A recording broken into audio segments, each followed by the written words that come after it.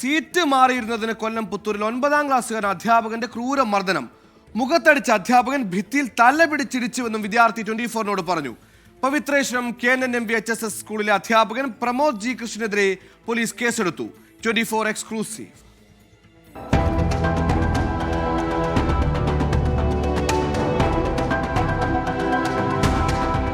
ഇക്കഴിഞ്ഞ വെള്ളിയാഴ്ചയാണ് സംഭവം.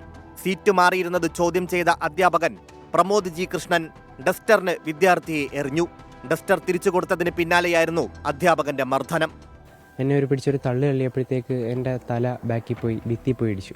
അങ്ങനെ അവിടെ വെച്ച് എൻ്റെ കൊങ്ങയ്ക്ക് പിടിച്ച് അവിടെ ഇട്ടിടിച്ചു. കൈ ചുരുട്ടി പിടിച്ച് ഫസ്റ്റ് എൻ്റെ ഇടത്തേക്ക് അവളിൽ ഇടിച്ചപ്പോഴത്തേക്ക് നല്ല ഇടി കിട്ടിയപ്പോൾ തന്നെ ഒരുമാതിരിയായി. പിന്നെ പിടിച്ച് തള്ളിയപ്പം തല പോയി ബാക്കിൽ ഭിത്തി ഇടിച്ചു. അപ്പം ഈ തലയുടെ ബാക്ക് ഭാഗം ചെറുതായിട്ട് മുഴച്ചു. തല പിടിച്ച് ഭിത്തിയിലിടിച്ച അധ്യാപകൻ കഴുത്തിൽ പിടിച്ചെന്നാണ് വിദ്യാർത്ഥിയുടെ പരാതി. ക്ലാസ്സിലെ മറ്റ് വിദ്യാർത്ഥികളുടെ മുന്നിലായിരുന്നു അധ്യാപകന്റെ മർദ്ദനം. കുട്ടിയുടെ പരാതിയിൽ അധ്യാപകനെതിരെ ജുവനൈൽ ജസ്റ്റിസ് ആക്ട് പ്രകാരം പോലീസ് കേസെടുത്തു. 24 കൊല്ലം.